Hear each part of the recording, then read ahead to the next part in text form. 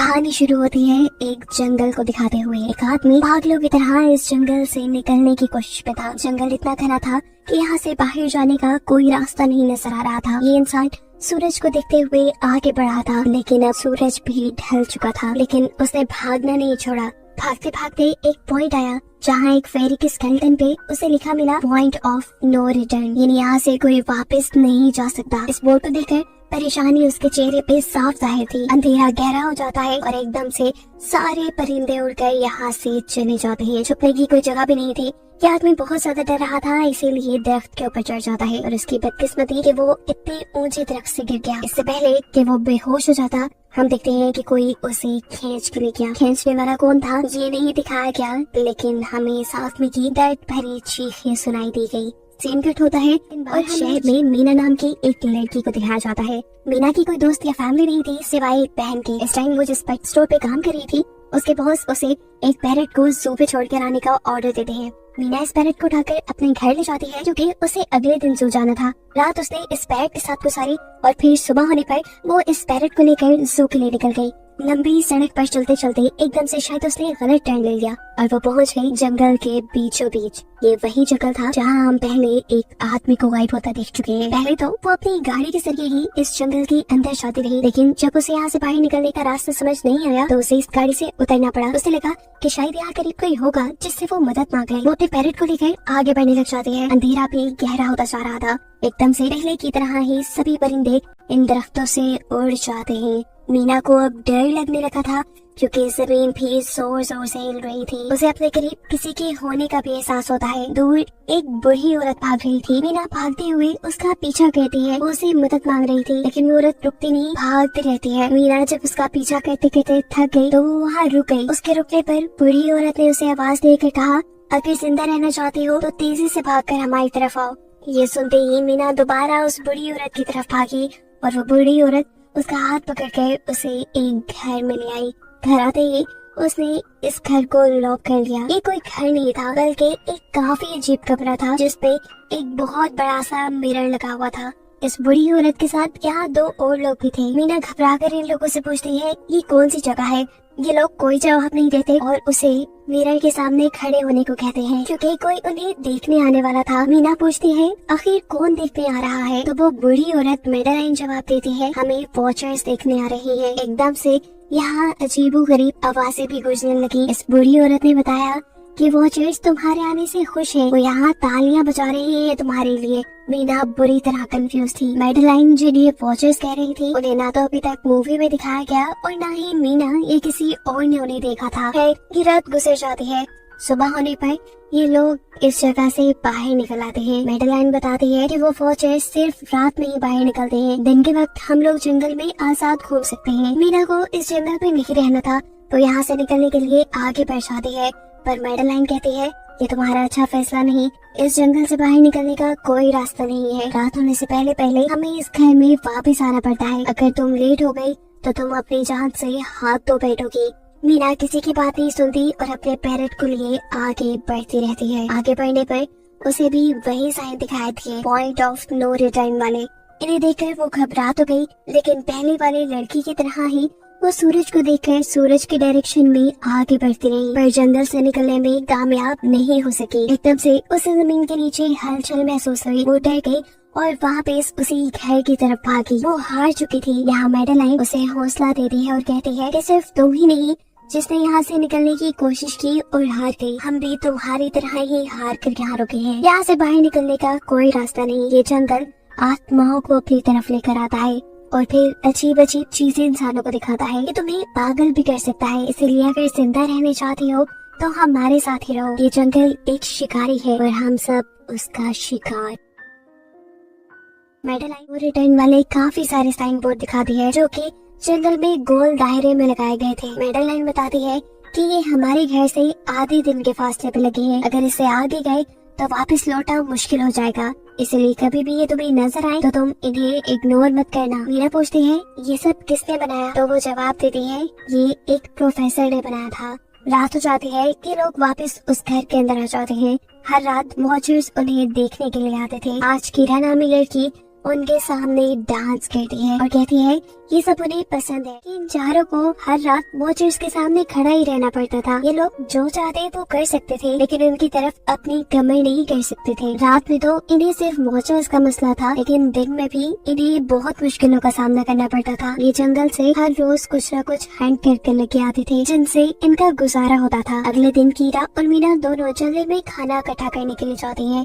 मीना कीरा से सवाल करती है आखिर के वॉचर्स चाहते क्या है। कीरा बताती है मुझे भी कुछ खास नहीं पता, लेकिन मेडलाइन के पास एक थ्योरी है। उसके मुताबिक ये वॉचर्स हमें देखते हैं, हमें ऑब्जर्व करते हैं, लेकिन अगर हमने इन वॉचर्स को देखा तो हम पागल हो जाएंगे। कीरा अब उसे एक गड्ढा दिखाती है और कहती है ऐसे बहुत से गड्ढे जंगल में मौजूद हैं। दिन के वक्त ये सारे के सारे वॉचर्स इन गड्ढों में रहते हैं और रात में वो यहाँ से बाहर निकल आते हैं। मीना कीरा को बताती है कि उन्हें यहाँ फंसे हुए 6 महीने हो गए हैं। कीरा का हस्बैंड जंगल में रास्ता ढूंढने के लिए निकला है। उसे उम्मीद है कि वो जरूर रास्ता ढूंढ कर वापस आएगा और वो लोग यहाँ से बाहर निकल पाएंगे। हमें मालूम होता है कि असल में कीरा का हस्बैंड वही आदमी था जिसे हमने मूवी के स्टार्ट पे देखा, जिसे को यहाँ से ले गया। अपने घर के करीब वापस आने पर मेडलाइन मीना को 3 रूल समझाती है यहाँ पर जिंदा रहने के। सबसे पहला कि वो रात के वक्त अपने घर का दरवाजा नहीं खोलेगी। दूसरा कि रात में वो आईने की तरफ अपनी कमर नहीं करेगी। और तीसरा ये कि दिन के वक्त वो उन गढ़ों के पास नहीं जाएगी और जितना हो सके रोशनी में रहेगी। अब इस रात मीना उन वॉचर्स के बारे में जानना चाहती थी, इसीलिए वो मिरर के साथ कान लगाकर आवाजें सुनने की कोशिश करती है। जब उसे कुछ सुनाई नहीं देता तो वो मिरर की तरफ अपनी कमर कर लेती है और ऐसा करने पर उन वॉचर्स को गुस्सा आ चुका था। वो लोग जोर जोर से उस मिरर को मारने लग जाते हैं, यहाँ तक कि मिरर के अंदर क्रैक भी आ जाता है। शोर से मेडलाइन भी उठ जाती है और वो मीना को मिरर की तरफ खड़े रहने को कहती है। ऐसा करने पे उनका गुस्सा ठंडा हो सकता था। खैर ये रात भी कट जाती है और अगले दिन मीना डेनियल के साथ शिकार पर निकलती है। मीना क्योंकि अपने अच्छे दिन यहाँ जाया नहीं करना चाहती थी, इसलिए वो यहाँ से निकलने की तैयारी कर रही थी। वो डेनियल से पूछती है क्या आज तक तुमने किसी वॉचर को देखा? डेनियल ना में जवाब देता है। तब मीना डेनियल को समझाती है कि मुझे लगता है कि ये सब मेडलाइन की बनाई हुई कहानियां हैं जिसके अंदर वो हमें फंसा रही है। हमें जरूर इन गढ़ों को जाकर चेक करना चाहिए, शायद हमें यहाँ से बाहर जाने का कोई रास्ता मिल जाए। डेनियल जो कि खुद यहाँ से बाहर जाना चाहता था ना की बातें मान लेता है और अब मीना अपने साथ रस्सी बांधकर उस गड्ढे के अंदर उतरती है। रस्सी का दूसरा सिरा डेनियल ने पकड़ा हुआ था कि अगर मीना को कुछ भी हो वो जल्दी से मीना को बाहर की तरफ खींच ले। मीना नीचे गड्ढे में पहुंच जाती है जहाँ उसे बहुत सारे इंसानों का सामान मिलता है। मीना इस सामान को इकट्ठा कर लेते हैं। जरूर वो जंगल में फंसे हुए इंसानों का ही सामान होगा। रस्ते के सहारे मीना और डेनियल उस सामान को बाहर ले आते हैं और इससे पहले कि मीना उस गड्ढे से बाहर निकलती उसे गड्ढे के अंदर किसी की उंगलियां दिखाई देती हैं। वो ठीक से तो नहीं देख पाई कि क्या चीज थी, लेकिन वो डर गई। ये लोग उस सारे सामान को लेकर अपने सेफ हाउस में आ गए जहाँ मेडलाइन ने उसे पूछा कि ये सामान तुम्हें कहाँ से मिला। ये लोग झूठ बोल देते हैं कि ये सामान उन्हें जंगल से मिला है। मेडलाइन को इस जंगल में रहते हुए बहुत अरसा गुजर चुका था। वो चाहते थे कि ऐसा सामान उसे जंगल से नहीं बल्कि गड्ढे से मिला होगा। वो मीना से पूछती रह जाती है बताओ तुमने गड्ढे के अंदर क्या देखा, लेकिन मीना उसे कुछ नहीं बताती। अब इन लोगों को गड्ढे से कैमरा भी मिला था। इस कैमरा को सीसीटीवी कैमरा बनाकर डेनियल और मीना इस घर के बाहर लगा देते हैं ताकि ये लोग भी वॉचर्स को देख पाए। मेडलाइन उनको समझाती रह जाती है ये तुम गलत कर रही हो, लेकिन ये दोनों उसकी एक नहीं सुनते। आज ये लोग वॉचर्स के ही इंतजार में बैठे थे ताकि इन्हें वो देख पाए। अभी तक वॉचर्स नहीं आए थे, लेकिन आज इनके साथ कुछ अजीब होता है। उनका दरवाजा खटखटाया जाता है। ये लोग कैमरे से देखते हैं तो वहाँ उन्हें इंसानी टांगे दिखाई दे रही थी। बाहर जो कोई भी था वो कीरा के हस्बैंड की आवाज में बात कर रहा था। कीरा को लगा कि जरूर उसका हस्बैंड यहाँ से बाहर निकलने का रास्ता ढूंढ आया है। वो जल्दी से उठकर के दरवाजा खोलने के लिए जाती है, लेकिन मेडलाइन उसे रोक देती है और कहती है तुम ये दरवाजा नहीं खोल सकती। मैं जानती हूँ भाई तुम्हारे हस्बैंड नहीं है। कीरा को मेडलाइन की बातों पे यकीन नहीं था, इसीलिए मेडलाइन कहती है तुम इसका इम्तिहान ले लो। तुम मुझसे कोई ऐसी बात पूछो जिसके बारे में सिर्फ तुम या तुम्हारा हस्बैंड जानता हो। कीरा बाहर खड़े हुए इंसान से एक किताब के बारे में सवाल करती है जिसके बारे में उसे पता होना चाहिए था, लेकिन जब बाहर खड़ा हुआ इंसान कोई जवाब नहीं देता तो ये समझ जाते हैं कि ये वॉचर ही है। ये जब दरवाजा नहीं खोलते तो वॉचर इनके बाहर लगाए हुए कैमरा को तोड़ देता है। सभी वॉचर अब गुस्से में आ चुके थे। वो इनके घर के बाहर लगा हुआ शीशा भी तोड़ने वाले थे, लेकिन ये सब लोग शीशे के सामने खड़े हो जाते हैं। उनके ऐसा करने पर वॉचर्स ने शीशा तोड़ना बंद कर दिया और वो इनको मारने नहीं आए। रात इनके साथ ही काफी सारी गलत चीजें हो गई थी, इसीलिए डैनियल और मीना ने डिसाइड किया कि वो मैडेलाइन को सच बता देंगे कि वो गड्ढे में गए थे। और इस बात से वो बहुत ज्यादा गुस्सा हो जाती है कि उन्होंने एक रूल तोड़ दिया था। मैडेलाइन उस घड़ी से लाया हुआ सारा सामान उठाकर वापस उसी गड्ढे में फेंक देती है और अब ना चाहते हुए मीना भी यही रहने वाली थी। वक्त गुजरता गया, मौसम भी बदल गया, सर्दियाँ आ गई थी, लेकिन अभी तक ये लोग यही फंसे थे। मीना हर रोज यहाँ से बाहर निकलने वाले रास्ते की तलाश में जाती थी, लेकिन उसे कोई रास्ता नहीं मिलता था। उसने एक नक्शा भी बनाया था, उसे यकीन था कि कभी तो वो ये नक्शा पूरा कर ही लेगी। सर्दियों की वजह से इन्हें खाना भी ठीक से नहीं मिल रहा था और खाना ना मिलने की वजह से इनकी दिमागी हालत खराब होती जा रही थी। और इसी सब में मैडेलिन और डैनियल का झगड़ा हो जाता है। उसे में वो मैडेलिन के साथ साथ मीना को भी बाहर ही छोड़ के कीरा को सेफ हाउस में ले जाकर लॉक कर देता है। अंधेरा भी होने वाला था। मैडेलिन और मीना बहुत दरवाजा खटखटाती है, डैनियल की मिन्नतें करती है कि प्लीज ये दरवाजा खोल दो, लेकिन वो दरवाजा नहीं खोलता। फिर अंधेरा भी हो गया और मजबूरन इन्हें अपनी जान बचाने के लिए एक घने दरख्त के नीचे खड़ा होना पड़ा। अब तो इन्हें वॉचर्स के आने की आहटें भी सुनाई दे रही थी। इस टाइम मीना और मैडेलिन के साथ हम ऑडियंस को भी इन वॉचर्स की एक झलक दिखाई जाती है। ये लोग लंबे लंबे, पतले और खतरनाक थे। अपने गढ़ों से निकलकर ये सब इंसानों को देखने के लिए इस सेफ रूम तक पहुंचते हैं। और जब ये लोग देखते हैं कि मीना और मैडेलिन वहाँ नहीं है, तो उनको खाने के लिए ये लोग जंगल में उन्हें ढूंढने लग जाते हैं। और इनके नीचे के दूर जाते ही मीना और मैडेलिन को मौका मिल जाता है दोबारा अपने सेफ हाउस तक आने का। इस मर्तबा वो जोर जोर से दरवाजा खटखटाते हैं और आखिर डैनियल उनके लिए दरवाजा खोल ही देता है। ये लोग घबराए हुए थे क्योंकि इन लोगों ने अब वो क्रिएचर देख ली थी। मैडेलिन इन सब से आकर कहती है कि मैं यहाँ पे फंस गई। असल में मैं इन्हीं क्रिएचर्स की तलाश में यहाँ आई थी, क्योंकि मैंने किताबों में पढ़ रखा था कि ये सारे क्रिएचर्स परियां हैं, फेरीज हैं। लेकिन यहाँ आकर मैंने जब इन्हें देखा तो मुझे पता चला कि ये तो मॉन्स्टर यानी राक्षस हैं और साथ ही साथ काफी अक्लमंद भी। ये लोग भेस बदल सकते हैं। मैंने जिसको देखा था उसने बिल्कुल मेरे जैसा ही अपना रूप बना लिया था, बस उसके बाल थोड़े बिखरे हुए और आंखों के नीचे गड़े थे। मैंने अंदाजा लगाया कि वो हम जैसा बनने के लिए हर रोज कुछ सीखते हैं, इसीलिए ये हर रोज आकर हमें ऑब्जर्व करते हैं और जो जो काम हम करते हैं वैसे ही काम ये लोग करने लग जाते हैं। इनकी इन्हीं बातों के दौरान दोबारा दरवाजे पे खटखटाहट होती है। ये क्रिएचर्स अब इन्हीं की तरह बोल रही थी। वो अंदर आना चाहती थी लेकिन ये दरवाजा नहीं खोल सकते थे। अगर ये दरवाजा ना भी खोलते फिर भी क्या हो जाता, उन क्रिएचर्स में इतनी ताकत थी कि वो इस लोहे के दरवाजे को तोड़कर अंदर आ जाए। इन लोगों को कहीं छुपना था, सभी को कुछ समझ नहीं आ रही थी। पर अचानक डैनियल की नजर फर्श पे थोड़ा ऊपर नीचे था। वो जैसे ही कारपेट उठाकर दिखता है तो नीचे एक बंकर था। ये लोग बिना वक्त जाए किए उस बंकर का दरवाजा खोल के उसके अंदर चले जाते हैं और फिर बंकर बंद कर लेते हैं। लोग इस चीज से हैरान थे कि ये बंकर इतने अरसे से यहाँ था और इन लोगों को पता भी नहीं चला। इस बंकर के नीचे बहुत फैसिलिटीज थी, हजारों दिन का खाना, बहुत सारे टीवी, टेक्नोलॉजी और भी बहुत सा जरूरत का सामान रखा था। मीना जानना चाहती थी कि आखिर ये जगह किसने बनाई, इसीलिए वो इस कंप्यूटर को ऑन कर लेती है। इस कंप्यूटर में इंटरनेट तो नहीं था लेकिन बहुत सा डाटा सेव था, जिसे खोलने पर इन्हें पता चलता है कि ये सारी जगह डॉक्टर मार्टिन ने बनाई थी।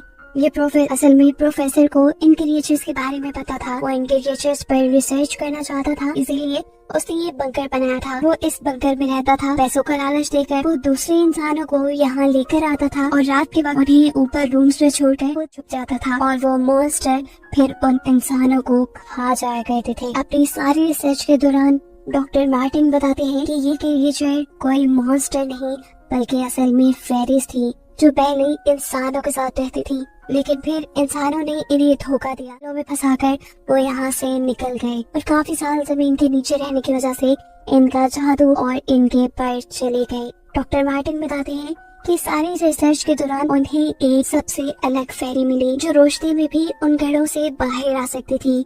वो अच्छी थी, उसे डॉक्टर मार्टिन को मारा नहीं। डॉक्टर मार्टिन उसे यहाँ ले आया। वो फेरी मार्टिन के साथ रहकर सब कुछ सीख गई, लेकिन थोड़े अरसे बाद इन दोनों के अंदर कोई लड़ाई हो गई। इस कंप्यूटर में बहुत सी वीडियोस थी और हर वीडियो में डॉक्टर मार्टिन ने कुछ न कुछ बताया हुआ था। मीना बस ये जानना चाहती थी कि आखिर में क्या हुआ। इसीलिए वो सबसे आखिरी वीडियो प्ले करती है जिसमें वो देखती है कि प्रोफेसर खुद को और उस फेरी को मारने से पहले वो इस जंगल में फंसे हुए लोगों के लिए यहाँ से निकलने का रास्ता बता देता है और कहता है कि शाम में जिस डायरेक्शन में परिंदे भागते हैं उसी डायरेक्शन में भागने से वो लोग इस जंगल से निकल सकते हैं। उसने इस रिकॉर्डेड मैसेज में कहा था कि अगर कोई इस जंगल से निकलने में कामयाब हो गया तो यूनिवर्सिटी में जाकर मेरी सारी देना, बस कुछ राज ही रहने चाहिए। मैंने यहाँ आकर बहुत बड़ी गलती की थी। मैं वो दुनिया नहीं बना सका जिसका मैंने ख्वाब देखा था। मैं इंसानों और फेरिस को एक साथ नहीं रख पाया। खैर आज रात इनकी काफी खुशी में कटती है क्योंकि इन्हें बाहर जाने का रास्ता मिल गया था। सभी लोग अब बंकर से बाहर निकलते हैं तो देखते हैं कि इनका सेफ हाउस ऑन वॉचर्स ने पूरी तरह तबाह कर दिया है। ये लोग अब यहाँ जंगल से निकलने के रास्ते में बढ़ जाते हैं। वो परिंदे जिनके बारे में प्रोफेसर बता रहे थे वो तो शाम को उड़ने वाले थे, लेकिन इन्हें शाम होने से पहले जंगल से बाहर निकलना था। इसलिए मीना अपने पास मौजूद पैरेट को आजाद कर देती है। जिस तरह ये लोग उसी डायरेक्शन में चलने लग जाते हैं। चलते हुए रास्ते में इन्हें एक कब्र मिली। मेडेलाइन इस कब्र को देखकर बताती है कि एक वक्त था जब ये लोग इंसानों के साथ रहते थे, लेकिन इंसानों ने इनके साथ बहुत बुरा किया, धोखा किया और इन्हें यहाँ जंगलों में छोड़कर वो चले गए। और क्योंकि इन फेरिस ने अपने पर और अपनी जात को खो दिया, इसीलिए अब कभी वो इस जंगल से बाहर भी नहीं जा सकते। चलते हुए ये लोग एक नदी के पास पहुँच गए। फाइनली इस नदी के जरिए ये लोग सकते थे। शाम भी हो चुकी थी। वो फेरिस, वो वॉचर्स अब जमीन से बाहर निकलने लगे थे। इससे पहले कि ये लोग डॉक्टर मार्टिन की बोट में बैठकर यहाँ से दूर चले जाते, डेनियल को यहाँ अपना साथी जॉन मिल जाता है। वो जख्मी हालत में था। डेनियल उसकी मदद के लिए आगे बढ़ता है। बाकी सब अपनी बोट में बैठ गए थे। इससे पहले कि डेनियल वापस आता, ये लोग देखते हैं कि डेनियल जिसकी मदद करने गया वो कोई इंसान नहीं बल्कि रूप बदलने वाली फेरी थी, जिसने अब उनकी आंखों के सामने डेनियल का रूप ले लिया था। ये सब लोग डेनियल के लिए कुछ नहीं कर पाते। उस फेरी ने अब डेनियल के माथे पे एक निशान बनाते हुए उसे जान से ही मार डाला था। इन्हें मालूम होता है कि फेरिस ये नदी पार नहीं कर सकती और फाइनली ये लोग खुद इस नदी को पार करके शहर तक पहुंच जाते हैं। सीन कट होकर हमें दिखाया जाता है कि अब मीना डॉक्टर मार्टिन के कहे के मुताबिक उनकी यूनिवर्सिटी में उनका सारा डाटा खत्म करने के लिए आई है। और इससे पहले कि वो उनका रिसर्च डाटा डिलीट करती, उसे इसके जरिए एक नई बात पता चलती है कि जब हजारों साल पहले इंसान और फेरिस एक साथ रहते थे तो तब इनकी शादी भी हो जाया करती थी। ऐसे इंसानों और फेरिस के बच्चे भी हुए जिन्हें हाइब्रिड्स कहा जाता है। उसे यहाँ पे ये बात भी पता चली कि मेडेलाइन जो उन्हें वहाँ मिली थी वो कोई और नहीं बल्कि प्रोफेसर की वाइफ ही थी। वो कंफ्यूज हो जाती है कि मेडेलाइन ने उसे ये बातें कंफ्यूजन को शेयर करने के लिए वो कीरा के पास आती है और उसे बताती है कि जिस मेडेलाइन से हम जंगल में मिले थे वो असल में प्रोफेसर मार्टिन की वाइफ थी, लेकिन उसने हमें ये सच्चाई इसलिए नहीं बताई क्योंकि वो एक इंसान नहीं बल्कि एक भेस बदलने वाली फेरी थी। ये सुनकर कीरा हैरान हो जाती है। असल में काफी सालों पहले प्रोफेसर की वाइफ मेडेलिन लंग्स कैंसर की वजह से मर गई थी। प्रोफेसर उनसे बहुत प्यार करते थे, वो उनके साथ ही रहना चाहते थे। और फिर प्रोफेसर को पता चला इन भेस बदलने वाली फेरीज के बारे में। अपनी वाइफ की फोटो दिखाते हुए उसने उस फेरी को मेडेलाइन जैसा बना दिया। अभी ये सारी बातें मीना बता ही रही थी तो एकदम से उसे पता चला कि वो कीरा को नहीं बल्कि मेडेलिन को ही बता रही है, जिसने इस वक्त कीरा का भेस बदला हुआ था। जैसे ही असली कीरा यहाँ आती है मेडेलिन उसे बेहोश कर देती है, जिसके बाद वो फौरन मीना पे हमला करने के लिए आगे बढ़ती है ताकि उसका राज ही रहे। इससे पहले कि वो मीना को मार दी थी, वो उसे कहती है मैं इकलौती थी जो जंगल में सबसे अलग थी। वहाँ सारी फेरिस मेरा मजाक उड़ाती थी। मैं दिन के वक्त भी बाहर निकल सकती थी। इसी गुस्से में उन्होंने मुझे वहाँ से बाहर निकाल दिया। तब मीना उसे कहती है तुम बहुत ज्यादा खास थी। असल में तुम हाइब्रिड हो, आधी इंसान और आधी फेरी हो। इसी वजह से तुम फेरिस के साथ भी रह सकती हो और इंसानों के साथ भी। और यही वजह है कि तुम उस जंगल से बाहर निकल आई। मीना की सारा सच बताते ही एकदम से मेडेलिन के पास उसके पैर और उसके जादू वापिस आ जाता है, जिसके बाद वो मीना को यही छोड़कर यहाँ से उड़ जाती है। अब कहानी कुछ हफ्तों बाद की दिखाई जाती है, जहाँ मीना अब अपनी बहन के पास गई है। जंगल और फेरी वाले काफी डर गई थी और अब वो अपनी बहन के साथ ही रहना चाहती थी। उसने अपनी बहन को बताया कि मुझे लगता है कि वो फेरी अभी भी मेरा पीछा करती है। तब मीना की बहन उसे कहती है तुम डरो नहीं, कुछ नहीं होगा। और कहानी के आखिरी सीन में हमें एक बच्ची को दिखाया जाता है जो कि इस वक्त भी मीना के घर के नीचे ही थी। ये कोई और नहीं बल्कि वो फेरी मेडेलाइन ही है जो इनकी दुनिया में इस बच्ची के रूप में रह रही है। और इसी को दिखाते हुए ये कहानी यहाँ खत्म हो जाती है।